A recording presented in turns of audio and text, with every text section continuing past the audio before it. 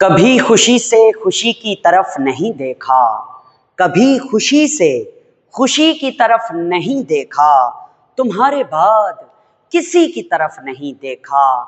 ये सोच कर के तेरा इंतजार लाजिम है, तमाम उम्र हमने घड़ी की तरफ नहीं देखा, घड़ी है भी नहीं। बिस्मिल्लाहिर्रहमानिर्रहीम, अस्सलाम वालेकुम दोस्तों, आपका sir Zeeshan Haider, FSc chemistry first year, chapter number 7 का लेक्चर नंबर 3।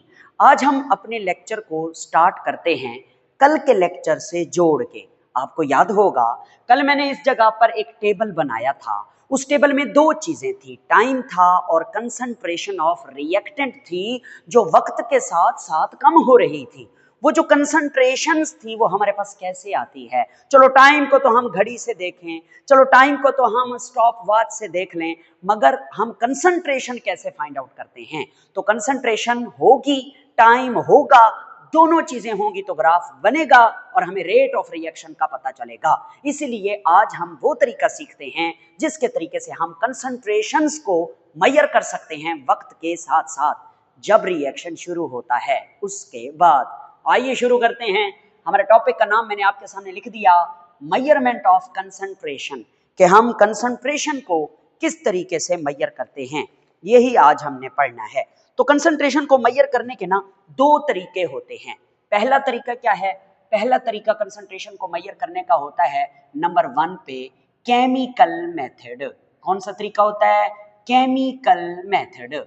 ये हम पढ़ते होते हैं, अभी आज हम इसको डिस्कस करेंगे। और दूसरा जो तरीका होता है, दूसरा वो होता है फिजिकल मेथड, फिजिकल मेथड्स।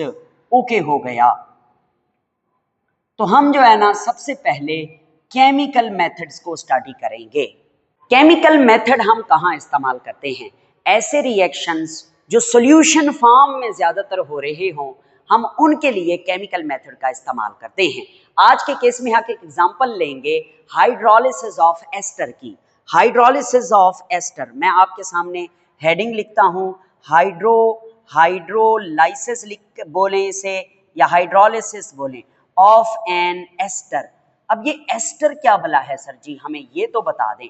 मैं बताता हूं। एस्टर का फार्मूला होता है CH3COO C2H5, इसे बोलते हैं एस्टर। हम आगे चल के इसकी डिटेल पढ़ेंगे, फिलहाल आप फार्मूला याद करें। एस्टर है या इसे इथाइल एसीटेट भी कहते हैं, इथाइल एसीटेट भी कहते हैं। हम क्या करते हैं, हम इसके अंदर पानी डाल देते हैं, वाटर डाल देते हैं या इसको पानी में डाल देते हैं। पानी और एस्टर का आपस में रिएक्शन होगा और मेरे प्यारे बेटे यहाँ पर आप कोई ना कोई कैटलिस्ट यूज करेंगे जो कि कोई ना कोई एसिड होगा, हाइड्रोजन आयन। अगर मैं एक बात करूं, केमिस्ट्री में H पॉजिटिव जहां भी आए आप उसको क्या समझते हैं? उसको एसिड समझते हैं। यहाँ पे आप H2SO4 ले सकते हैं, HCl ले सकते हैं, तो H2SO4 क्या जनरेट करेगा? हाइड्रोजन आयन जनरेट करेगा। तो यहाँ पर अगर आप हाइड्रोजन आयन लिख दें तो भी ठीक है, H2SO4 लिख दें तो भी ठीक है, तो इन दोनों का आपस में रिएक्शन होगा। आइए देखते हैं कि क्या बनता है। अगर मैं पानी को खोलूं तो पानी के अंदर ना दो चीजें हैं, एक हाइड्रोजन है और इसके अंदर दूसरा OH है यानी हाइड्रोक्साइड है। तो जरा देखना, हाइड्रोलिसिस टूटेगा, यहां से टूटेगा, तो होगा क्या? ये चीज होगी CH3COO, ओके सर जी, और दूसरा होगा C2H5, वो यहां आ गया, यहां नीचे लिख देते हैं C2H5, ओके, ये टूट गया। अब हाइड्रोजन पानी में मौजूद हाइड्रोजन और OH, हाइड्रोजन जो है वो कहां जाएगा? वो COO के पास जाएगा और OH जो है वो C2H5 के पास जाएगा। हाइड्रोजन इधर जुड़ गया और C2H5 के साथ क्या लग गया? OH। तो ये दो प्रोडक्ट हैं, ये इसे क्या बोलते हैं? इसे बोलते हैं एसिटिक एसिड जी, ओके, और इसे बोलते हैं एथानोल यानी शराब। तो ये this reaction is called hydrolysis of an ester, okay अब आपने क्या करना है मैं बताता हूं। इस रिएक्शन में ये जो दोनों रिएक्टेंट हैं आपस में रिएक्ट करेंगे, प्रोडक्ट बनाएंगे। तो ये जो प्रोडक्ट है वो दो चीजें हैं, एथेनॉल और एसीटिक एसिड। आपने क्या करना है, आपने वक्त गुजरते हुए एसीटिक एसिड की कंसंट्रेशंस को थोड़ी थोड़ी देर बाद मेजर करते रहना है कि अब कितना एसीटिक एसिड बन गया है, अरे अब कितना बन गया है, अरे अब कितना बन गया है। थोड़ी थोड़ी देर बाद एसीटिक एसिड की कंसंट्रेशंस को आप फाइंड आउट करते रहेंगे और टाइम भी साथ साथ नोट करते रहेंगे। तो बहुत सारी आपके पास जब कंसंट्रेशंस आ जाएंगी तो टाइम के और कंसंट्रेशन को लेकर आप ग्राफ बनाएंगे। उस ग्राफ से हमें रेट ऑफ रिएक्शन का पता चलेगा। आपसे मेरा सवाल है, अगर हम यहां पर इस डेटा से ग्राफ बनाएं तो क्या राइजिंग करवाएगी या फॉलिंग करवाएगी? तो अंडरस्टूड बात है, प्रोडक्ट की कंसंट्रेशन मालूम कर रहे हैं तो राइजिंग कर्व आएगी, अगर हम रिएक्टेंट की कंसंट्रेशन ले रहे हो तो फिर फॉलिंग कर्व आएगी। तो कैसे हम मालूम करेंगे एसीटिक एसिड की कंसंट्रेशन को? उसके लिए हम यूज करते हैं टाइट्रेशन। ये हम चैप्टर नंबर 15 है कि 16 है, 16 चैप्टर में भी हम ये टॉपिक डिस्कस करेंगे, मगर आज मैं आपको ऐसे थोड़ा सा बता रहा हूं कि ये टाइट्रेशन क्या होती है। टाइट्रेशन एक क्वांटिटेटिव एनालिसिस होता है, एनालाइज करने की एक टेक्निक है जिसकी मदद से हम जानेंगे कि हर 1 मिनट के बाद या हर 5 मिनट के बाद, वो तो हमारी मर्जी है हम जो टाइम भी लें, 5 मिनट ले लेते हैं, हर 5 मिनट के बाद कितना रिएक्टेंट जो है वो प्रोडक्ट में तब्दील हो चुका है। आगे चलते हैं। तो ये दो बीकर हैं आपके सामने। इस बीकर में लेट सपोज आपने लिया हुआ है एस्टर, ओके, वो कौन सा है सर? ये वाला है। और इस बीकर में आपने लिया हुआ है वाटर, H2O। इन दोनों को आपने मिक्स करना है इस बीकर में। ये दोनों आ गए इस बीकर में, तो जब इस बीकर में आएंगे तो इन दोनों का आपस में रिएक्शन होगा। तो इस बीकर में ये रिएक्शन होगा। और एक बात जो हमारी बुक ने बताई नहीं है, ये रिएक्शन रिवर्सिबल होता है, मतलब ये आगे को भी जा रहा होता है और पीछे को भी आ रहा होता है। मगर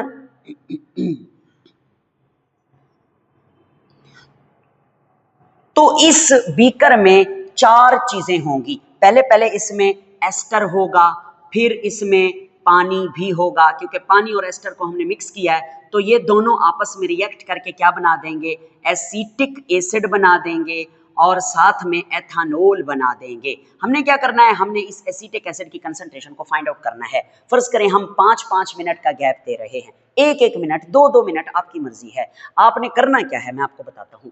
आपके पास ना ये एक लंबी सी नाली है शीशे की, इसका नाम होता है ब्यूरेट।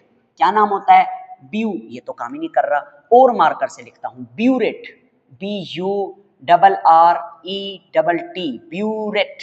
ब्यूरेट होता है इसका नाम। ये शीशे का बना हुआ, शीशे की बनी हुई एक नाली होती है। इसके ऊपर ना लिखत पढ़त होती है, मतलब ये स्केल बना होता है, इस पे ना आप यूँ समझ लें ml में, मिलीलीटर में लिखा हुआ है कि भाई यहाँ से ये जो है ना ये 0 मिलीलीटर है, और ये जो है ना 10 मिलीलीटर है, ये जो है ना 20 मिलीलीटर है, ये जो है 30 मिलीलीटर है, 40, 50, 60, 70, 80, 90 और फिर ये 100 ml लिख दें या सेंटीमीटर क्यूब लिख दें, एक ही बात है।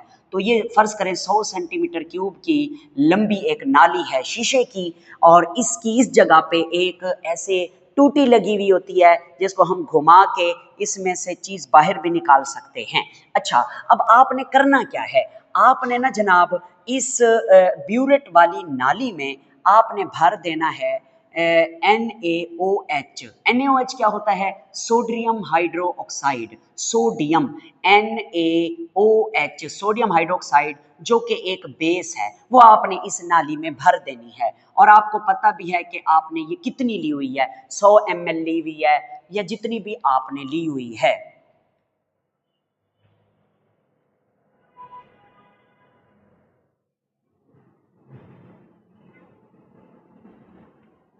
जी, अब आगे क्या होगा?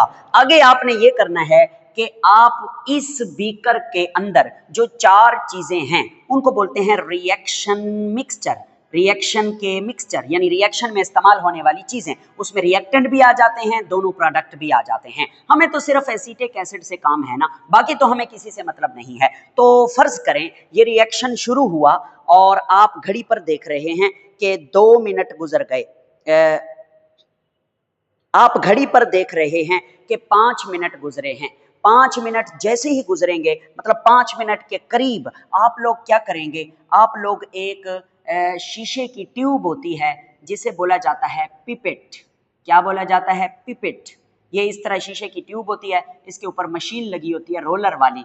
इस ट्यूब को हम डालते हैं बीकर में, इसे रोल करते हैं, ये पानी ऊपर, मतलब रिएक्शन मिक्सचर को ऊपर खींचती है, रिएक्शन मिक्सचर ऊपर आता है। बाज दफ़ा ये रोलर हमारे पास ना हो, इस शीशे की बनी हुई ट्यूब को हम बीकर में डाल के अपने मुंह से खींचते हैं और जो मिक्सचर है, जो सॉल्यूशन है, वो ऊपर को आता है, ऊपर को आता है, ऊपर को आता है। जब ऐसे आता है यहाँ पे, तो हम जो है ना इसको ऐसे हाथ मुंह से हटा के हाथ रख देते हैं। ज्यादा नहीं खींचना, मुंह में चला जाएगा और जहरीले केमिकल हैं, मुंह जल सकता है आपका, इसलिए थोड़ा मतलब पता हो आपको कि जब यहाँ तक आए तो आपने उसको मुंह से हटा के फौरन अपना अंगूठा उसके ऊपर रखना है, तो वो एयर टाइट हो जाएगी। ठीक है, अब वो हमारे पास 10 ml की, फर्ज करो ये पिपेट है, तो इससे हमने उठाया और हमने इस फ्लास्क में डाला। इसको बोलते हैं फ्लास्क। क्या बोलते हैं? अच्छा, इसके बहुत सारे नाम हैं। अर्लनमेयर फ्लास्क, इसे बोलते हैं पुअरमैन फ्लास्क, इसको बोलते हैं कोनिकल फ्लास्क। तो मैं सिंपल इसको लिख रहा हूँ फ्लास्क। ये बर्तन होता है लंबी गीची वाला, गीची कहते हैं गर्दन को, लंबी गर्दन वाला। ओके, अब आपने क्या किया, आपने 10 ml ये मिक्सचर लेकर इसके अंदर डाल दिया। आ गया है मिक्सचर, फौरन आप क्या करेंगे, अगर ये आपने 10 ml लिया है तो इसमें 40 ml जो है वो ठंडा ठंडा पानी डाल देना है। ठंडा पानी, ice cooled water, ice cooled water 4 गुना। ये अगर 10 ml लिया है ना मिक्सचर, तो इसका 4 गुना पानी ठंडा इसके अंदर डाल देना है। ये ठंडा पानी डालने से 2 काम हुए हैं। एक तो डाइल्यूशन हुई है, मतलब ये जो 10 ml था अब वो 50 ml हो गया, तो पतला हो गया सॉल्यूशन। और दूसरा ठंडा पानी है, तो डाइल्यूशन और सॉल्यूशन जो है वो ठंडा हुआ, उससे क्या होगा, ये जो रिएक्शन हो रहा था इस 10 ml के अंदर, जो रिएक्शन हो रहा था, क्योंकि रिएक्शन तो चल रहा है ना, वो रुक गया। वो रिएक्शन क्या हो गया? रुक गया। तो अब क्या होगा? रिएक्शन रुक चुका है। क्यों? जब ठंडक पैदा की तो सर्दी की वजह से, कोल्डनेस की वजह से ये रिएक्शन रुक गया। तो अब इस जगह पर हमारे पास जो मिक्सचर है उसके अंदर एसीटिक एसिड भी है, उसमें एथेनॉल भी है, उसमें कुछ एस्टर भी है, उसमें पानी भी है, क्योंकि सारा तो प्रोडक्ट में तब्दील नहीं हो गया, चारों चीजें हैं। मगर हमारा कंसर्न किससे है? हमने देखना है कि यहाँ पर जो हम 10 ml डाल चुके हैं, उस 10 ml के अंदर कितनी मिकदार है एसीटिक एसिड की, ये हमारा काम है। तो करेंगे कैसे? आपने क्या करना है, आपने यहाँ पे इस छोटी सी डब्बी में एक इंडिकेटर रखा होता है। इंडिकेटर किसे कहते हैं? एक ऐसा केमिकल जो हमें इशारा देगा, जो हमें ये बताएगा कि रिएक्शन मुकम्मल हो चुका है या नहीं। इंडिकेटर आपने 10th में भी पढ़े हैं। ये इंडिकेटर है फिनोफ्थलीन। ये फिनोफ्थलीन इंडिकेटर होता है इसके अंदर। ठीक है, अब इस फिनोफ्थलीन इंडिकेटर को देखें, ये जो है ना एसिडिक सॉल्यूशन में, एसिडिक सॉल्यूशन के अंदर कोई रंग नहीं देता, नो कलर, इसका कोई कलर नहीं होता, ये कलरलेस होता है। और यही फिनोफ्थलीन बेसिक सॉल्यूशन में क्या करता है? बेसिक सॉल्यूशन में ये पिंक कलर देता है। आपकी 10th क्लास में लिखा हुआ था रेड कलर, जो कि गलत है, पिंक कलर ये देता है। अब होगा क्या, आपने इस मिक्सचर में क्या करना है, फिनोफ्थलीन के 2 से 3 कतरे डालने हैं। बच्चों को पेनाडोल पिलाया जाता है सिरप, तो उसका एक ड्रॉपर होता है, ऐसे प्रेस करते हैं, ऐसे प्रेस करते हैं तो उसमें 1-2 कतरे आ जाते हैं। तो आपने उस ड्रॉपर की मदद से उस ड्रॉपर को इस फिनोफ्थलीन की शीशी में डाल के 2 से 3 कतरे यहाँ पे चुन के आपने इसके अंदर डाल देने हैं। इसके अंदर 2 से 3 कतरे आ गए, आप इसको थोड़ा सा इसे शेक करेंगे, कोई भी रंग नहीं आएगा, कोई भी कलर नहीं होगा। क्यों? क्योंकि इसमें एसिड है। कौन सा? एसीटिक एसिड है।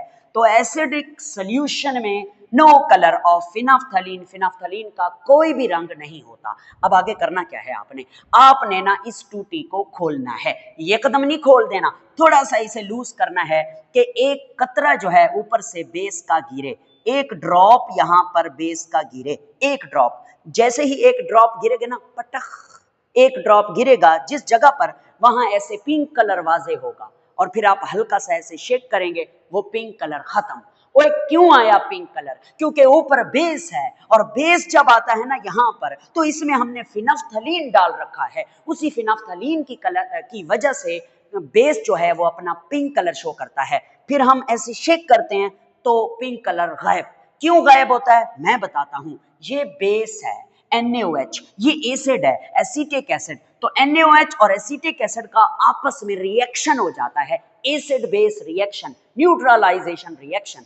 तो जो भी एक कतरा NaOH का यहां आया वो रिएक्ट कर गया एसीटिक एसिड से, गुम हो गया, खत्म हो गया NaOH। फिर आप इसको खोले रखेंगे, ड्रॉप आफ्टर ड्रॉप, कतरे के बाद कतरा गिरता रहेगा NaOH का और नीचे आता रहेगा, पिंक कलर शो होगा।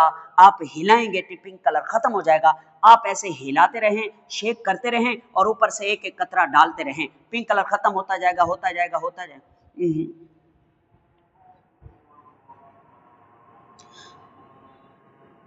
बेस आता जाएगा, एसीटिक एसिड से रिएक्ट करता जाएगा, करता जाएगा, करता जाएगा। एक वक्त ऐसा आएगा कि एक आखिरी कतरा गिरेगा, इस पूरे सॉल्यूशन का जो रंग है वो पिंक हो जाएगा। अब आप मर्जी जितना हिला लें, कभी भी कलर गायब नहीं होगा, सॉल्यूशन पिंक कलर हो जाएगा। फौरन उसी वक्त आपने इस टूटी को टाइट करके बंद कर देना है। अब सर जी क्या हो चुका है मैं बताता हूं।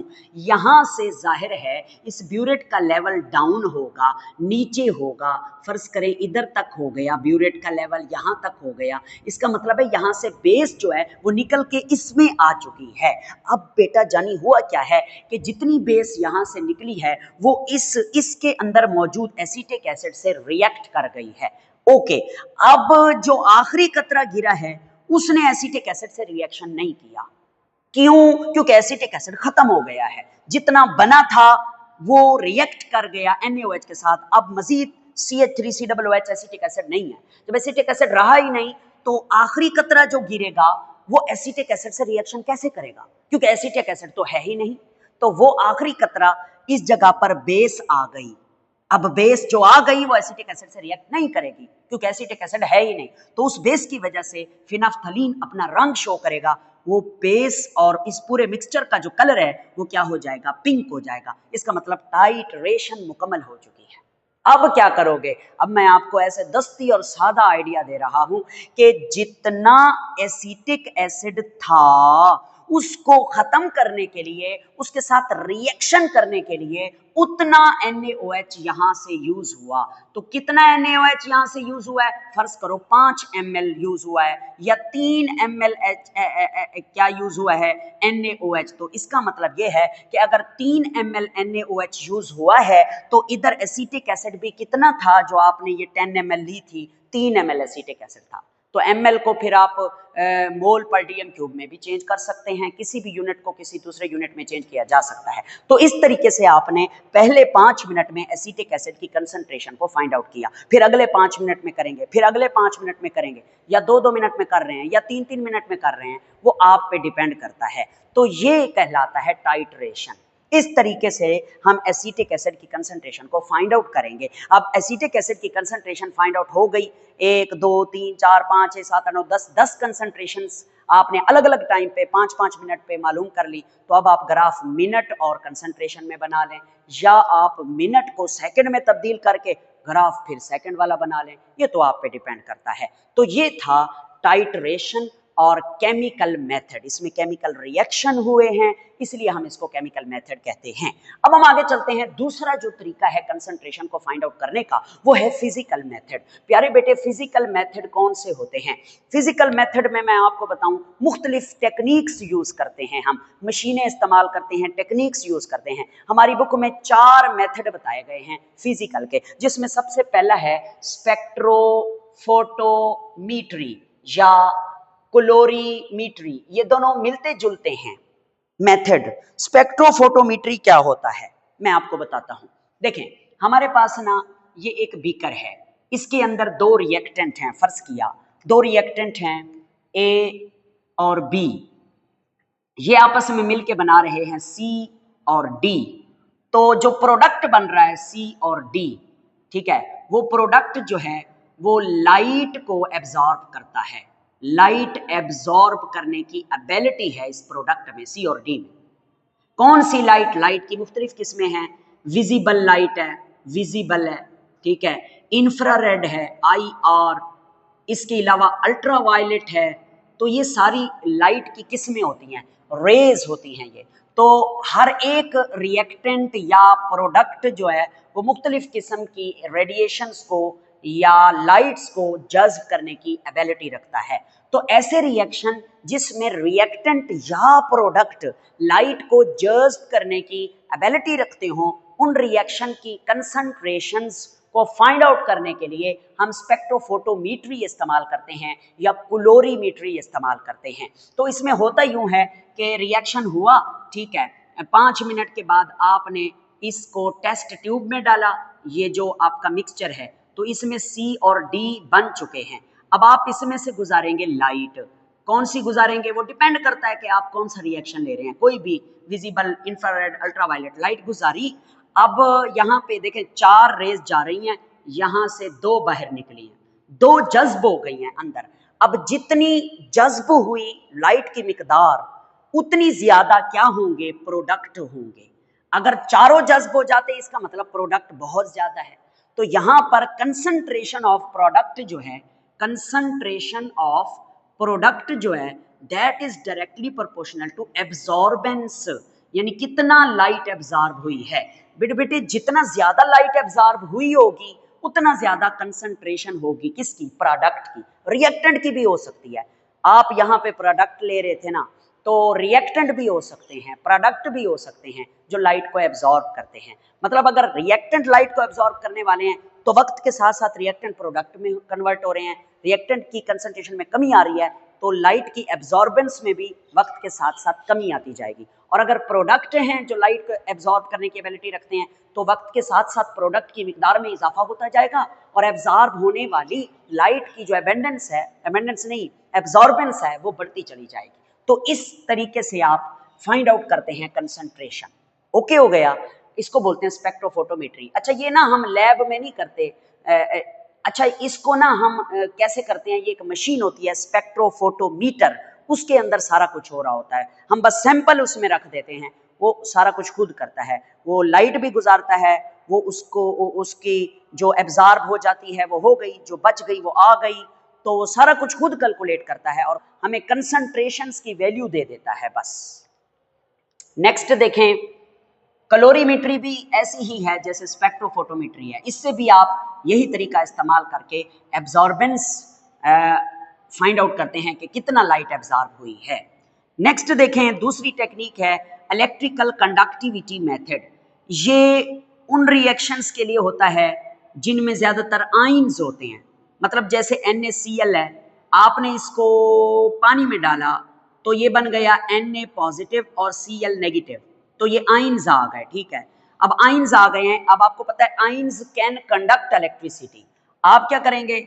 आप जो है ना जनाब, इसको वायरों से जोड़ के इसके साथ बैटरी लगा देंगे, यहाँ पे आप एमीटर लगा देंगे जो हमें बताता है कि करंट कितना गुजरा है।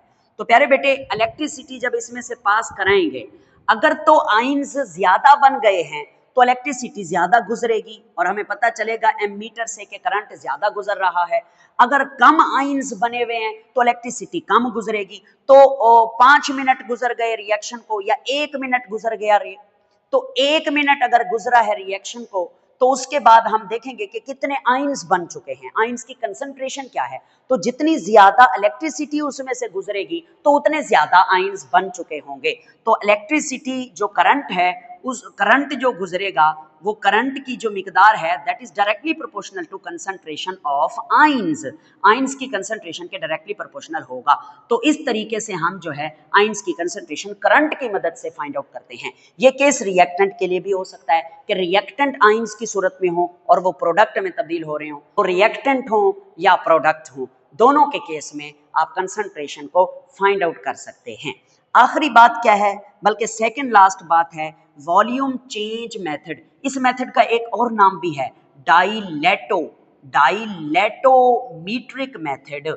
इस मेथड में ना वॉल्यूम चेंज होता है और ये ज्यादातर गैसियस रिएक्शन के लिए यूज होता है। मतलब रिएक्टेंट हैं ए और बी, ठीक है, इनका वॉल्यूम है फर्ज करें 10 सेंटीमीटर क्यूब। आपने इनको रिएक्शन में इन्वॉल्व किया, ये आपस में रिएक्ट हुए, इन्होंने प्रोडक्ट बना दिया, इन्होंने प्रोडक्ट बनाया सी और डी, और प्रोडक्ट का फर्ज करें वॉल्यूम हो गया 13 सेंटीमीटर क्यूब। अब वॉल्यूम में चेंज आया है ना जी, बिल्कुल चेंज आया है, या वॉल्यूम में कमी भी आ सकती है, यहाँ तो वॉल्यूम बढ़ा है। वॉल्यूम बढ़े या वॉल्यूम कम हो तो उसकी मदद से, वॉल्यूम के चेंज की मदद से आप कंसंट्रेशन फाइंड आउट कर सकते हैं। यानी अगर वॉल्यूम ज्यादा चेंज हुआ है इसका मतलब प्रोडक्ट ज्यादा बने हैं, अगर वॉल्यूम कम चेंज हुआ है इसका मतलब प्रोडक्ट कम बने हैं। तो इस तरीके से आप वॉल्यूम को चेंज करके, मतलब इस तरीके से आप वॉल्यूम के चेंज की मदद से कंसंट्रेशन ऑफ प्रोडक्ट या कंसंट्रेशन ऑफ रिएक्टेंट को फाइंड आउट कर सकते हैं। आखिरी बात जो है that is stopped flow spectrometry. ये बेसिकली स्पेक्ट्रोमीट्री की ही किस्म है, इसकी ही एक किस्म है। हमारी बुक में इंटरेस्टिंग इंफॉर्मेशन में उसने ये पैराग्राफ लिखा हुआ है, ये मैं आपको समझाना चाहता हूँ। पहले मैं आपको दिखाता हूँ कि ये पैराग्राफ में उसने लिखा क्या है। उसने लिखा है, ये बुक है मेरे पास, उसने लिखा है the rate of some fast, बल्कि नहीं very fast reaction can be monitored by using stopped flow spectrophotometry. तो ये स्पेक्ट्रोमीट्री लिखें या स्पेक्ट्रोफोटोमेट्री, एक ही बात है। स्टॉप्ड फ्लो स्पेक्ट्रोफोटोमेट्री, जिसकी डायग्राम भी मैंने आपके सामने ड्रा की है, इसकी मदद से आप उन रिएक्शन के रेट को फाइंड आउट कर सकते हैं जो वेरी फास्ट होते हैं, बड़ी तेजी से होते हैं। इन दिस टेक्निक, इस टेक्निक में very small volume of reactant are driven at high speed into the mixture chamber.